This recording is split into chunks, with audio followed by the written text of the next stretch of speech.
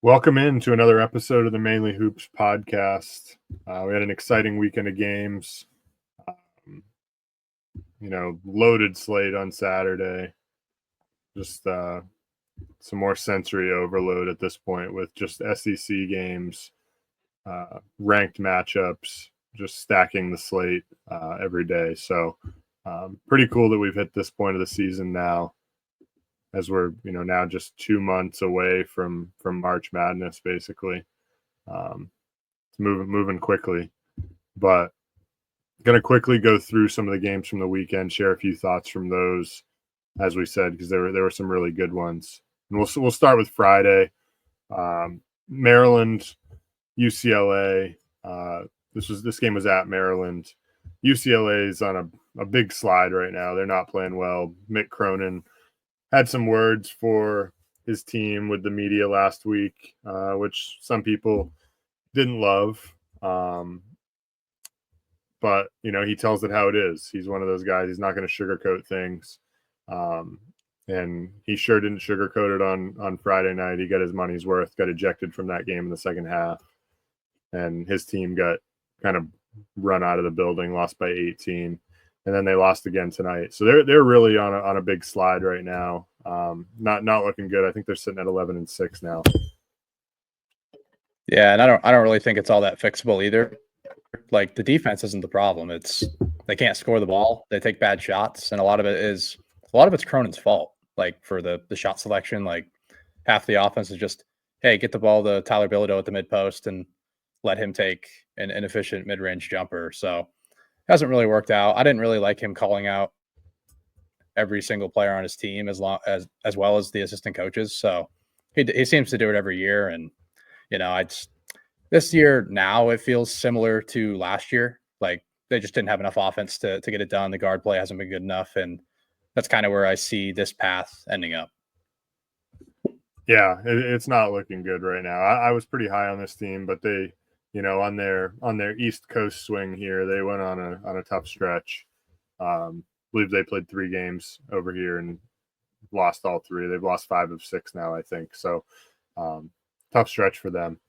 But moving on to Saturday, that was really the only game of note on Friday night.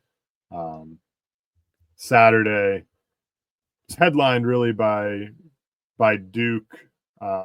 Cooper Flagg really stole the show on Saturday, put up 42, super efficient, was 16 of 17 from the foul line, broke the Duke or the ACC freshman scoring record with 42 points. I think he had also like 7 assists in this game. He's just really settled in. However, Duke did allow Notre Dame to get back into this game. Yeah, I think they were just kind of sleepwalking at the end of the game. Like, they were up 18 with 5 minutes left. So I'm not going to put a ton of stock into it, but Flagg's game's really coming along on the offensive end. He's really turning into an alpha that, they kind of need, just because the guard play hasn't been great. Like, Caleb Foster's basically been run out of the rotation at this point. So they kind of need Flagg to be that lead guy. He's not really a true guard, but they definitely need him. I mean, he had 42 points on 14 shots. I mean, he got to the line a ton, but the efficiency was kind of off the charts against a Shrewsbury defense that, like, isn't great, but he's a great coach, and he tried to throw everything at Flagg, and it just didn't work. And credit to Flagg for being as good as he's been. Yeah, 100%. Another game Saturday, Illinois. I think they were 12.5-point favorites in this game at home against USC. Yakachonis didn't play, right? Which is unfortunate, but I think that's a bit concerning, the way they were still favored by 12.5 here with him out, and lost by 10 to a USC team that's not very good. So not very good by Illinois. They can't be just so reliant on Yakachonis to beat like lower level teams. Yeah, I think it shows the small cracks that this team has. Like, too much Kylan Boswell is not good for this team. Like, he can't be the lead guard on this team. It needs to be KJ. But USC is starting to grow a little bit here. Musselman's kind of figured out the rotation now. Like, no more Josh Cohen at the 5. Really, he only played like 2 or 3 minutes in this game. They're going to what's his Rashawn Ag, sorry, and he's playing more at the 5. They're more positionless now, so it's more of a Musselman like roster and more of like a Musselman like rotation, and it's starting to work out really well. Yeah, no, 100%.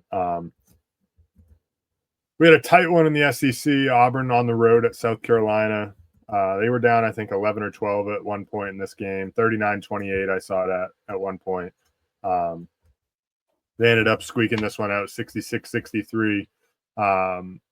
Despite winning the game, they might have had the biggest loss of the weekend, though, with Janai Broome now looking like he's going to miss maybe 3-4 weeks, depending on the severity and how quickly he can heal up from this ankle injury. Yeah, it's too bad because I mean he's probably the most valuable player in the country right now. But I think they're pretty well suited to fill in the gaps there. Like Chaney Johnson should be able to fill in there fine, at least from a defensive standpoint. But Broome means so much to them on the offensive end, and I'm going to talk about why that offense is so good here in a few minutes anyway. But I still think they're a top 10 team even without Broome. Yeah, we'll see though, because they could slip some games on the road, and maybe depending on when Broome gets back and how quickly they try to get him back. Nobody's going to want to see this Auburn team if they go on a little bit of a losing streak. Nobody's going to want to see this team as like a 3 seed or something in the tournament, right? Like that'd be no, not at all. That's the most dangerous 3 seed of all time. So it'll be interesting to see how quickly he can heal up from this. Hopefully soon for Auburn's sake. Man, the Cincinnati Bearcats are brutal. Next. They're brutal. This team stinks. 40 points at home to Kansas, who has not been very good. Lost 54-40.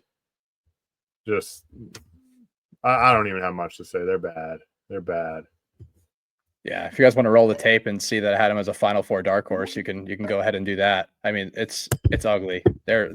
I've talked about how Wes Miller can't run an efficient offense, but it's on the players as well.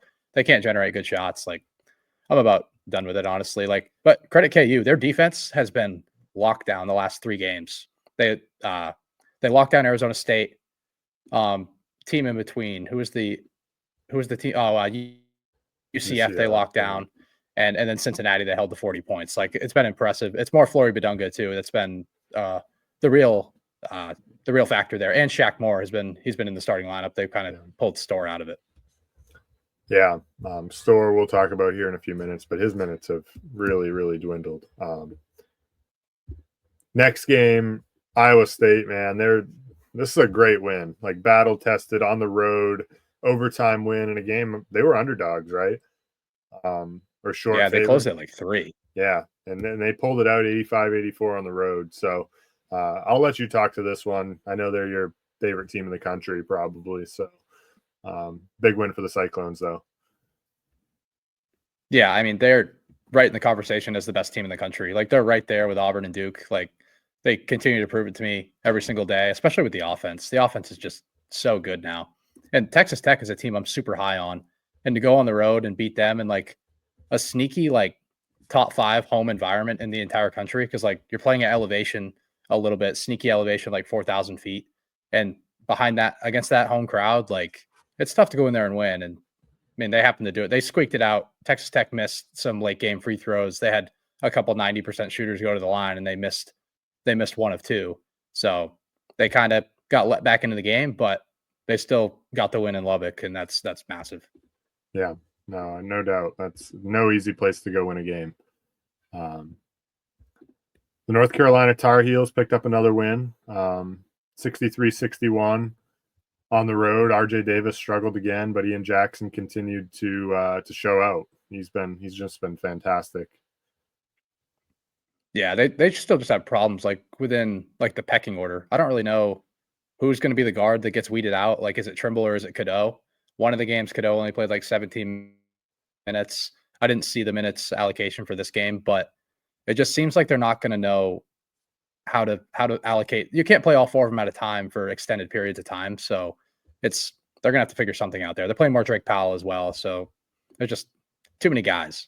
Yeah. Jalen Washington was great in this game too. I think he had 11 and 12 with like 3 blocks. or something, and he had a really crucial one late if I remember right. So, um, you know, if he can give them that sort of production, or even just like 75% of that on a consistent basis, they're going to be in a much better spot. Yeah, but I highly doubt it. I mean, he hasn't been great all year, so No, yeah, but I just don't think the bigs are something that you can really solve at this point. yeah, no, I would agree.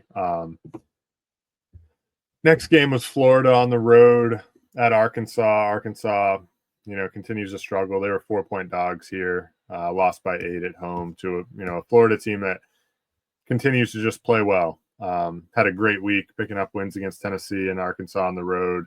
So Gators appear to be playing really well. Alex Condon was really, really good. Yeah, I had small concerns about Florida, like for the longest time, but those are all out the window. Like, I think they might actually be a top 5 team in the entire country. They are, like, analytically right now too, and Arkansas just has a ton of offensive problems, and not really sure they're going to get solved. They don't really know how to utilize Geno Davis, and the shooting isn't all that good. Yeah. Man, my Longhorns had Tennessee on the ropes at the Moody Center. Gave it away late. Tennessee pulled it out 74-70. Texas is going to need to win some of these games if they want a shot at the tournament.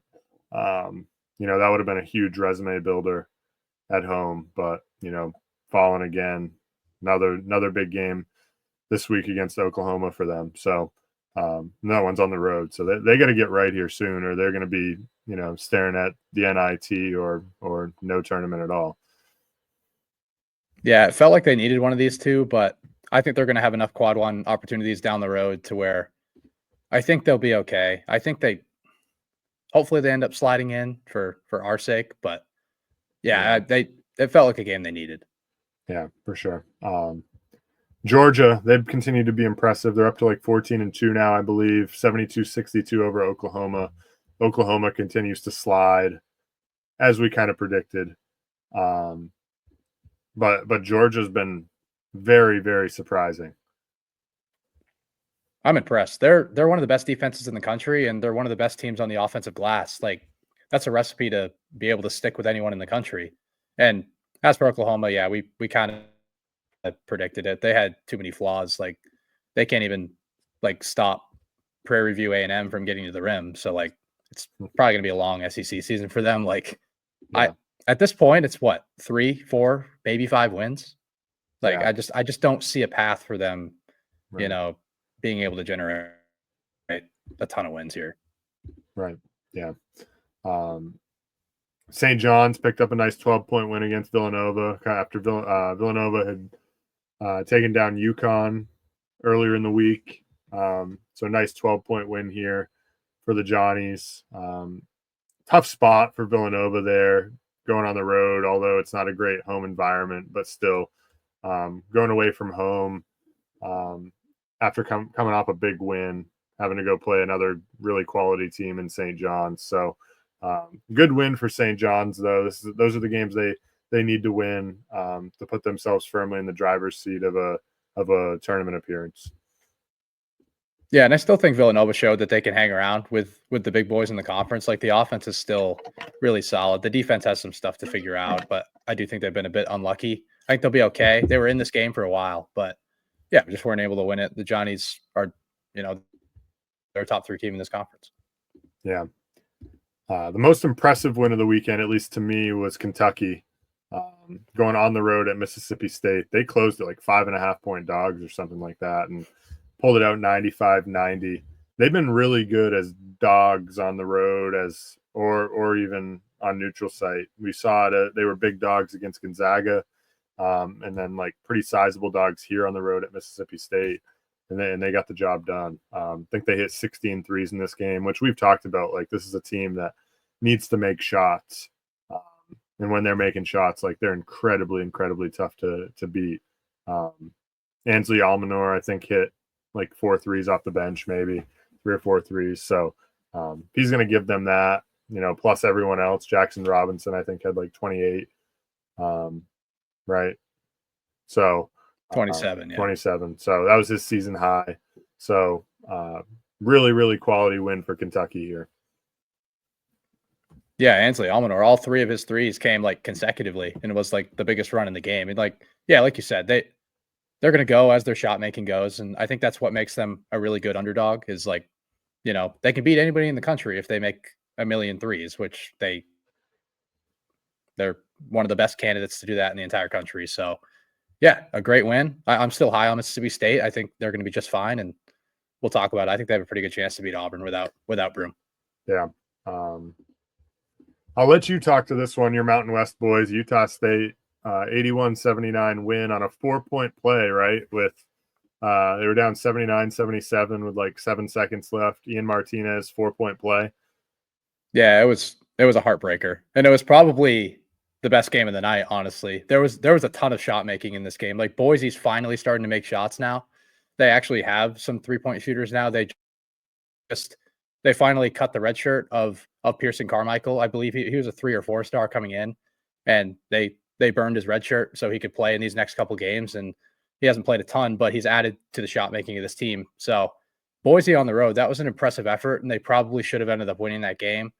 But Utah State just, I don't know what they're doing. They're sprinkling their fairy dust on every single game. Like they haven't won a conference game by double digits yet. And they've played San Jose State, and I believe they played Fresno as well. So like it's just, I don't know. They're a good team, but I think the They're just second time winning. around they're gonna start losing.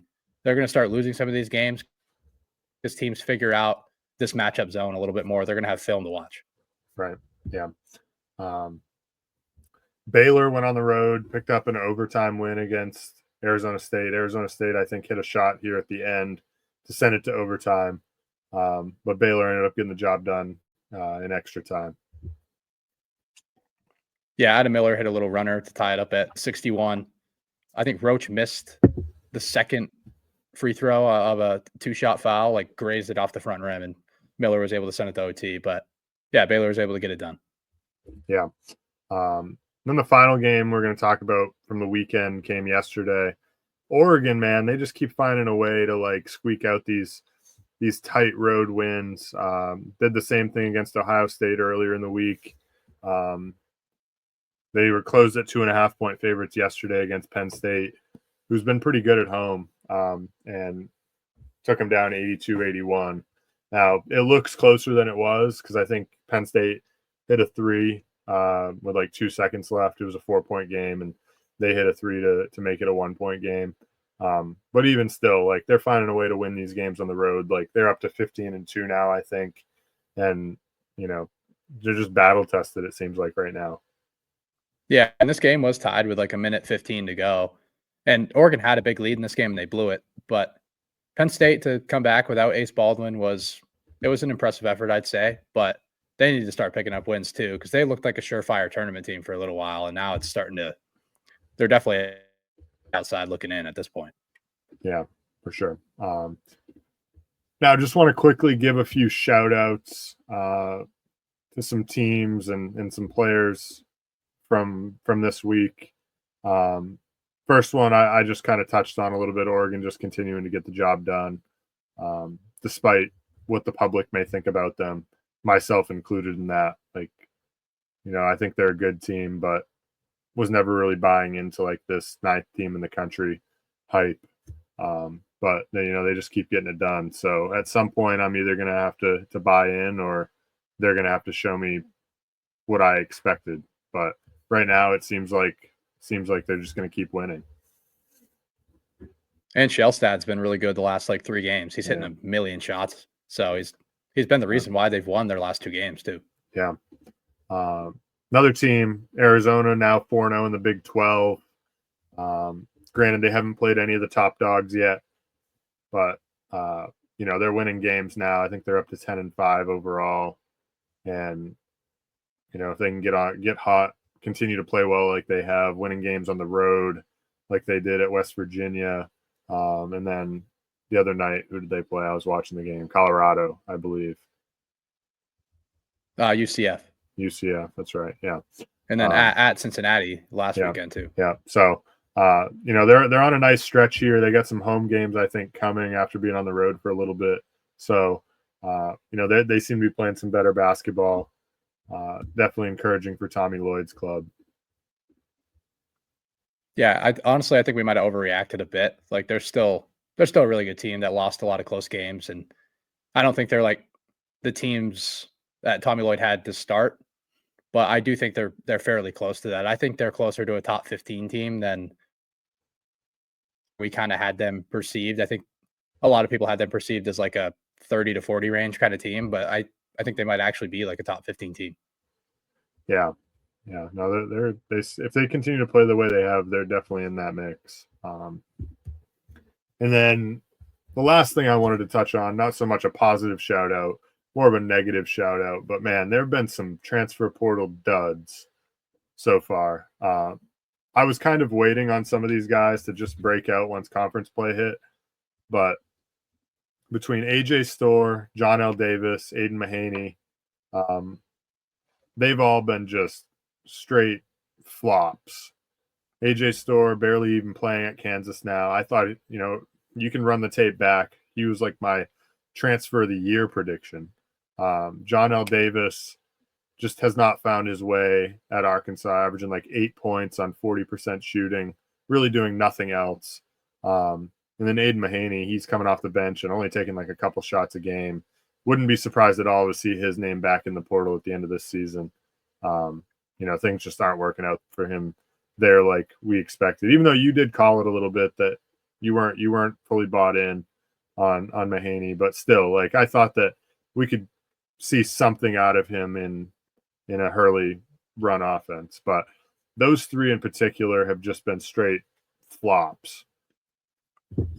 Yeah, the Mahaney one, like it was just I think he was going to struggle to play against power conference athleticism, and it's kind of shown. And he's a cone on defense. Like he can't guard as hard as he tries to guard. Like he's just too brittle. Like he can't stay in front of anybody really. Not fast enough, not strong enough. But the most surprising one is John L. Davis to me.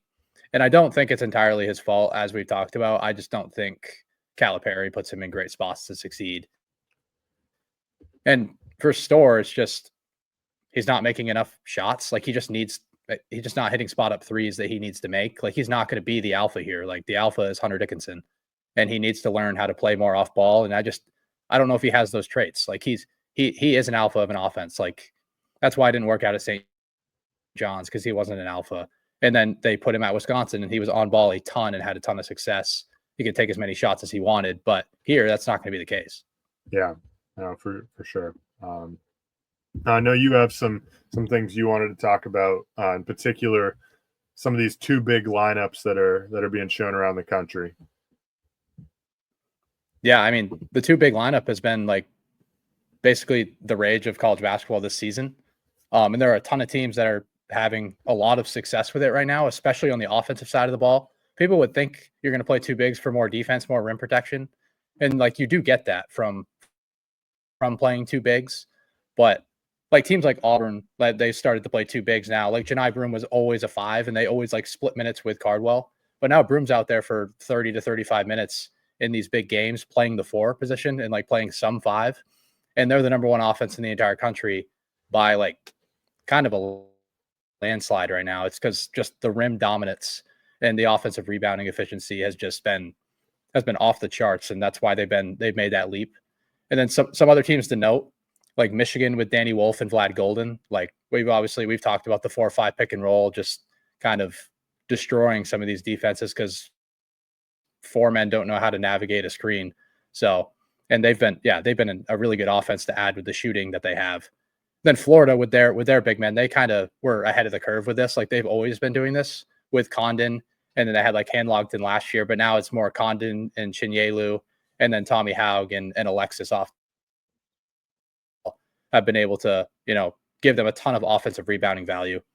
And then like Maryland with Julian Reese and Derek Queen, like we kind of had concerns about how they were going to play together at first, but we've kind of shown that like Derek Queen having that passing ability has allowed that to work out, and they crush the glass. So, and they dominate the rim as what you need to do with a two big lineup. And then one like new development would be with Michigan State. They have like 5 bigs that they rotate out there, and they play 2 of them together at all times. And they're all like true centers as well. And the guy that's been like the revelation has been Jackson Kohler. Like he's been all over the glass, and he's been much better defensively. Maybe it's like a 16% offensive rebound rate right now, and like that's the big reason why Michigan State's offense is like taking the leap despite them not making any shots this year. They've just completely taken away the 3-point line, and they're just crushing the glass, and it's really helped them out. And another one would be Villanova with Eric Dixon and Enoch Boakye. Dixon's not like your typical 5-man, but he had played 5-man his entire career. Now he's playing the 4. He's able to space the floor. He's able to handle and pass. So he's been pretty good there. And Villanova has a top 5 offense analytically in the country right now. And an underrated one, I would say, would be Nolan Winter and Stephen Crowell at Wisconsin. They've kind of led the way outside of John Tonje to having the 11th ranked Torvik offense in the entire country. So that's been pretty impressive. They've been able to score at the rim a ton, and that's obviously the biggest factor in playing these two bigs and the biggest reason why you want to play them. And then one final one that like has seen like very few minutes so far, but it's Hunter Dickinson and Flory Badunga have been playing together. I believe they saw like 11 minutes together against Cincinnati. The offensive production wasn't great, but I do like the idea of it. Like if Kansas's offense is going to be stuck in the mud, shot making wise, they're not going to shoot the 3 all that well. Might as well play 2 bigs and just get all over the offensive glass. And they've actually started the offensive rebound much better with these lineups. So I think that gets featured a little bit more. I think KJ Adams is going to see less minutes because of this, but I think Badunga would be better suited for this type of lineup. And the worst offense of this group, like counting out Kansas, who's like 49th, is 28th rated offense in the entire country, and that's Michigan State's. And I mean, 28th is no slouch. Like that's good enough to like compete for a Final Four, compete for a title. And obviously this lineup doesn't work for everybody. Like you have to have the right personnel to do this, and it can hurt your defense if you don't have like more mobile bigs. Like Florida has mobile bigs, so they're able to defend well. They're able to defend at the point of attack.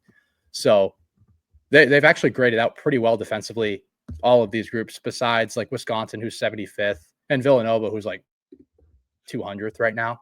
And part of that, it's mostly because like they have no perimeter defenders to help them out. If you have the perimeter defenders to help out these 2 big lineups, you're going to have a ton of success. And I think a ton of teams are going to start doing this more and like start prioritizing it in the transfer portal. Yeah, no, I could definitely see that being the case. I think Michigan is really like one to keep an eye on for being the model of that with Golden and Danny Wolf, because both those guys obviously, like Golden came with his coach, but then going to get Danny Wolf to play alongside him has been, a huge development, and it's worked despite Danny Wolf's turnover issues at times. But it's definitely interesting. Yeah, for sure. And Wolf's basically playing point guard, so yeah, it definitely helps. Along with his offensive rebounding and shooting ability, like it's made them one of the best offenses in the country. Yeah, 100%. Another quick shout out I know you wanted to make was to your UC Irvine Anteaters. Yeah, and a big West game. I think both of these teams can win a tournament game or two. Like they play slow. They have all the qualities that it takes to win a tournament game. But UC Irvine was able to go on the road and beat UC San Diego. I know it's not a hostile environment, but the guy to watch out for is Bent Leukten, who can keep up with any power conference big in the entire country. Like he was getting power conference buzz to go play at a Power 5 school, and it just didn't really work out. And he ended up going back to Irvine, and it's really worked out. And they're having a really good season so far. Yeah. And before we talk about some of the games early in the week here, I wanted to do a quick activity, go through 5 teams here, and just give our quick thoughts on whether we think this team will be in or out come season's end in the March Madness field. So the first team we're going to go with is Arkansas, and I'll let you start. I'm going to say out. I don't think this coaching staff is competent enough to fix any of the problems that they have, especially on the offensive side of the ball. When one of your lead assistants is Kenny Payne, it's not going to work out.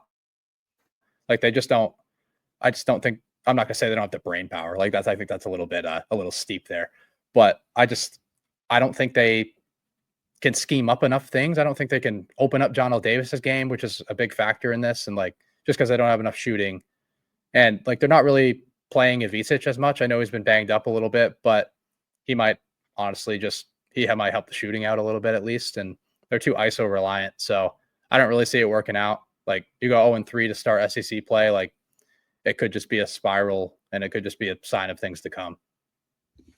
Yeah, I'm on the side of out here as well. I just don't think they're good enough to beat any of these top teams. I just don't think they're going to have enough quality wins, despite there being a number of quad one wins here in this conference. The eye test tells me they're going to be out.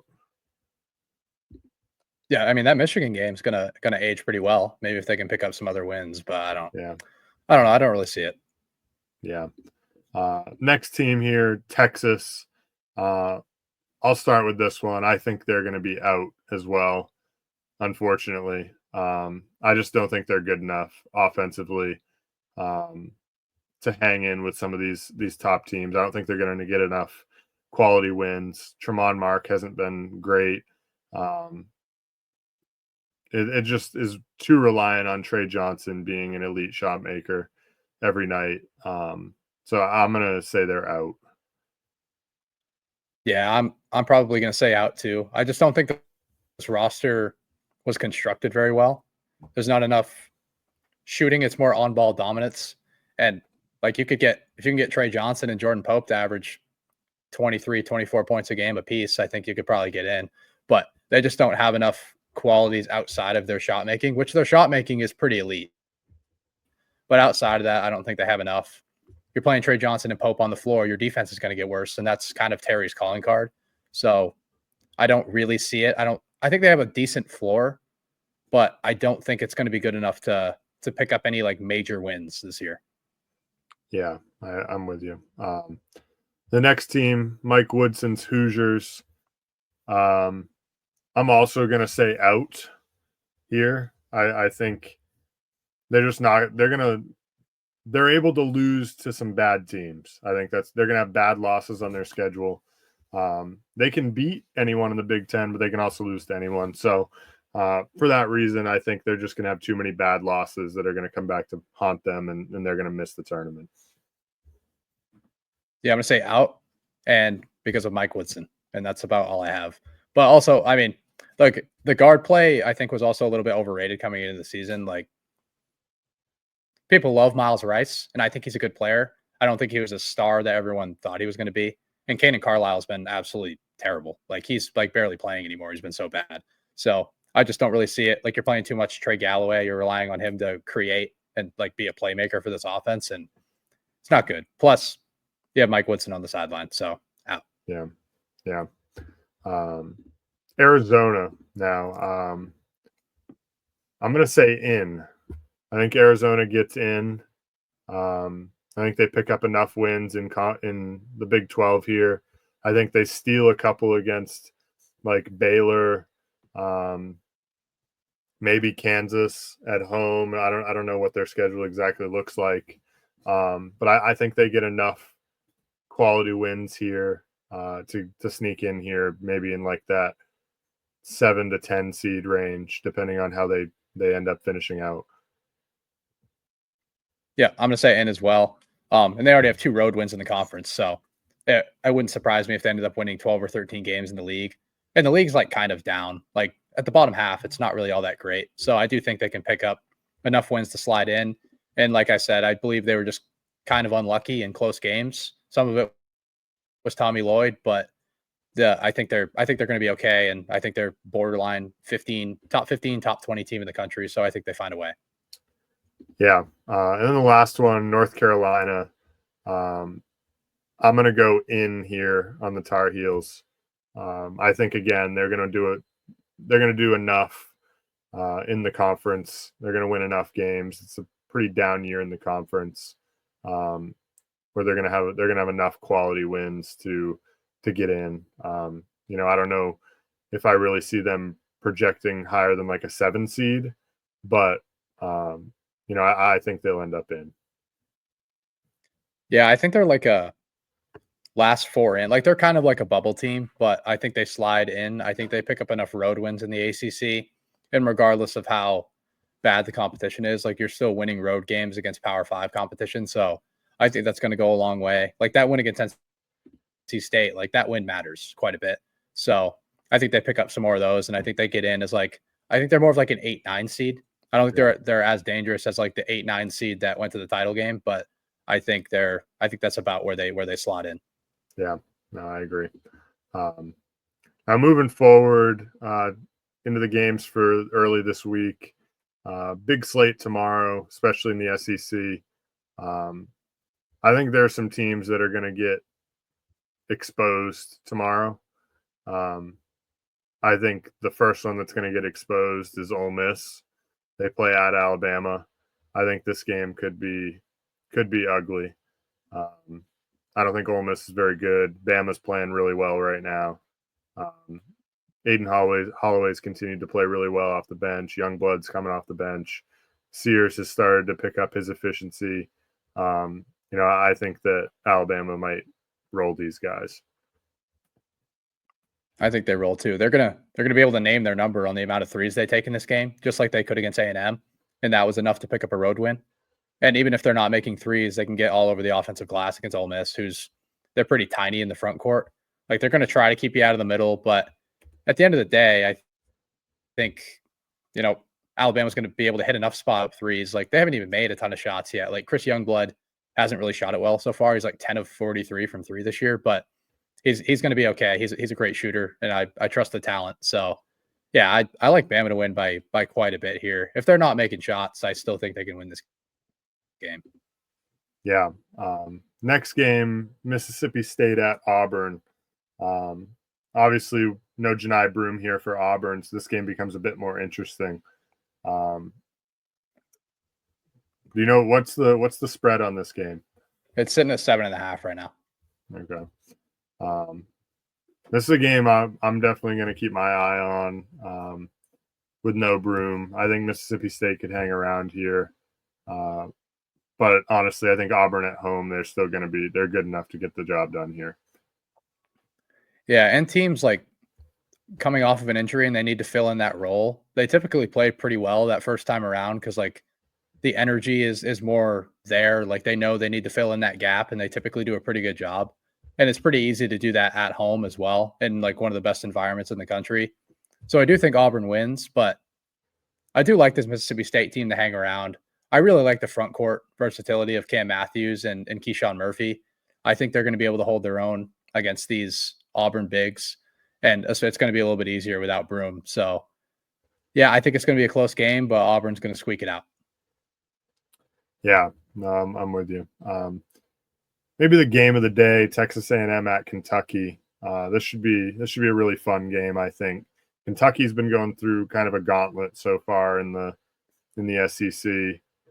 But who isn't at this point? They get a nice home game here against Texas A&M. I expect Kentucky, I think, to come out, and I think this will be a good game. But I think Kentucky gets the job done just by them being at home here. Yeah, and no Wade Taylor for A&M again. He's already been ruled out. So, and I think he matters quite a bit, despite how much we kind of talk about him being like a little bit of a shot chucker. I think he matters from just a pure shot making perspective. They don't really have any other guys besides him. Like it's Ben Zurich Phelps, and he had like a bit of an aberration like with the game against Oklahoma. Like he took a million shots, ended up getting to like 36 points. But I do think it comes back to haunt them here. They're not going to have as much success on the offensive glass as they typically do. Like Kentucky's pretty good on the defensive glass. They kind of stay on, like they stick to shooters, and they're always in solid position to rebound and box out. So I think they'll be able to slow them down a little bit. At least they're not going to shut down the offensive rebound game of A&M. But A&M is going to allow Kentucky to get in transition basically whenever they want because they crash so many guys on the glass. And that's where Kentucky's going to end up winning this game. This is another game that Kentucky's going to be able to name their number on the amount of threes they want to take. A&M's willing to give them up. They'll take away the rim at all costs to give up an open three. Guys like Brea and Jackson Robinson should have pretty big days. Yeah, no, I like that take. I think Kentucky gets it done. Then the final game we're going to talk about for tomorrow, Baylor at Arizona. I like Arizona to move to 5-0 here in the Big 12. I think they pick up a really quality home win against the Baylor team that just re-entered the AP poll. Unfortunately for Baylor, I think they end up back out of the AP poll by the end of the week. And Arizona starts to flirt with getting back into it. So I think they get a much needed high-level win here. Yeah, I think so too. And I think Arizona's going to be able to get Baylor in a ton of foul trouble here. Like Baylor's playing a 7-man rotation and they're barely playing their 6th and 7th man right now just because Love and Celestine are still out. I don't know if they're going to play in this game or not, but they would be massive in this game. And I think they'd actually have a chance to pull off the road win if they. But like Baylor's slowing every single game that they're playing down to a halt right now. Like they're playing like 60 possession games right now because they know they don't have the depth to run up and down with all these teams. And Arizona is a candidate to get them in a ton of foul trouble. And if guys like Omier and Ojonwuna get into foul trouble in the front court, it's going to be a very long rest of the game if they foul out. Yeah, no, I agree. Now looking ahead to Wednesday, a few games to talk about there. Kansas at Iowa State.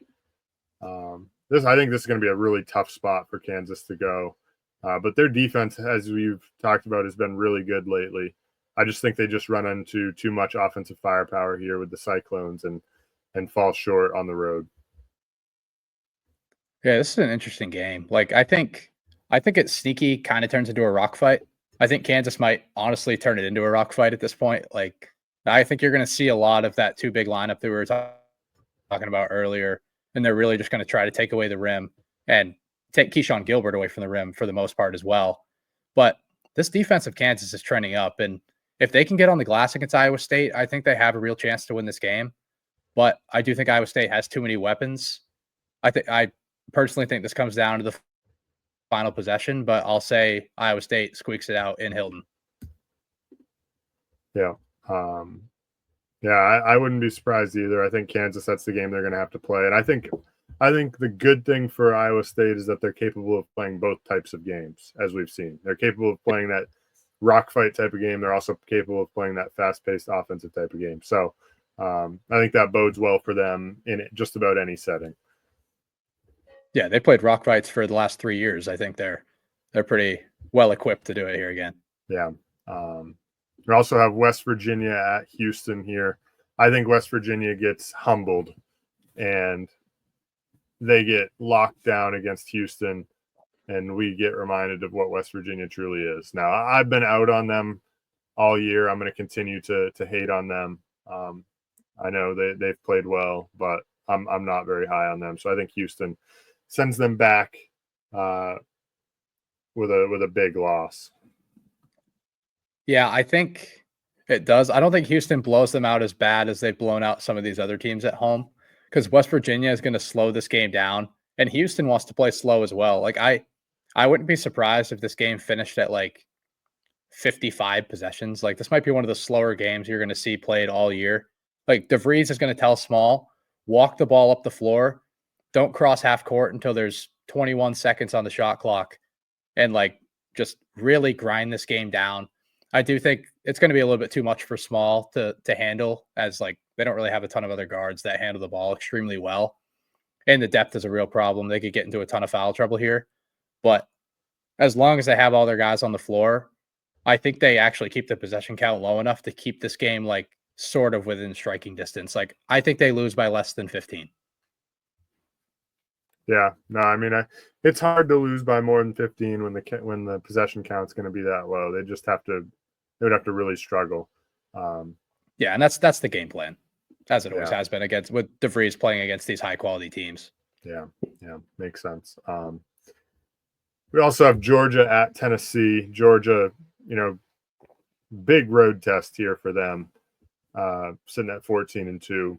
I think it's just going to be too much for them. I know the defense has been really good, but I think Tennessee gets right. I think Chaz Lanier gets out of his little bit of a 1-week shooting slump, and he shows out in a big way, and they take down the Bulldogs. Yeah, I think so too. I think Georgia can compete a little bit just because they can generate some value on the offensive glass. They do a pretty good job defending the arc too, so it might not be extremely easy for Lanier to get shots. And I'm not high on Zakai Ziegler trying to initiate an offense, as I've said many times. So if Georgia can take care of the ball, which I don't think they can really do at all, but if there is a world that they do, I guess, if they don't turn the ball over 15 times, like turn it over less than 15 times, and you have a chance to like be within striking distance. But if not, like you're probably going to get blown out. Yeah. And the last one on Wednesday, Texas at Oklahoma. Unfortunately, I think this is another loss for Texas. I think Oklahoma, despite what people may think, myself included, I think this is just like a schedule win for them. Being at home, coming off of a few tough losses. Texas reeling a little bit, going on the road, really need a win. But I think it's a tough spot for Texas to go try and win on the road in a rivalry game that Oklahoma is certainly going to be up for. So I think Oklahoma does enough to get the job done here. Yeah, and this feels like a game that like Texas needs this game, but it feels like a game that Trey Johnson's going to shoot them out of. Like you need to put rim pressure on Oklahoma. You can't live in the mid range against this team, and I think that's kind of what this team is fine with doing. Like Jordan Pope, Tremont Mark, and Trey Johnson all have identities to have the ball in their hands and take shots in the mid range and take tough shots in the mid range. So it's harder to make those shots on the road than it is at home. So yeah, I think Oklahoma wins it, although I don't feel like super confident because I don't really think they're all that good. Yeah, for sure. Now that covers kind of the good games here early in the week. Not sure if you have a couple bets you wanted to throw out there, Cody, instead of doing just a best bets episode. I know you just had a couple, so if you wanted to throw those out there real quick, go ahead. Yeah, I just had a couple, so I didn't feel the need to do like an entire show. But first one, we go to the Mountain West. Obviously, we have to have one for the Mountain West. And it's kind of a gross one. It's San Jose State getting 9.5, hosting New Mexico. I mean, New Mexico 6-0 in the Mountain West. They look really, really good right now. They just beat San Diego State by 14 at home. Granted, San Diego State was dealing with norovirus or the flu or something like that, so they kind of just looked deflated the entire game. But I do think this is a good spot for San Jose State to catch New Mexico sleeping. Like this is like a true sandwich spot here. Like coming off that win against San Diego State, now and you have to travel to Boise State on Saturday. You're going to go to an arena where there's literally no people in the stands. Like I think 10 to 15 people show up to this game. Like it's going to be a very deflating environment. And I actually think that plays to the advantage of San Jose State because they're used to playing in this type of environment. Like New Mexico State's not going to have anything to be fired up for really. And they could catch them sleeping here. And San Jose State was able to stay in the game. They played them earlier in the year already in the first conference game of the year. They only lost by 6. And I think they can kind of keep up in this game. They can keep up on the offensive glass. And they have some talent in the backcourt with Josh Aduje, who's like a former Mountain West guard with Utah State, and he had some success there. He's been the lead guard. He's had a great year. So I do think San Jose State can at least keep this thing close, keep it within single digits. Not sure if they'll win outright. And it's not really a team I'm super high on in New Mexico right now. Yeah, no, that makes sense. You love your Mountain West. I do. Yeah. And then for my other one, it's a Big East battle. It's Georgetown going to St. John's. I believe they're still getting 10 or 10.5 right now. And I like them as an underdog. I like Ed Cooley as a dog. He knows how to motivate his team. And I do think St. John's, you could kind of poke some holes in their resume right now. They haven't really played like the upper echelon of the Big East. And the offense is still pretty iffy overall. And Davon Smith might be out for this game. He got hurt against Villanova in their home game on what was that, Saturday, I believe. Yeah. And I'm just not super high on this offense in general. So, and they're starting to get beat up a little bit here.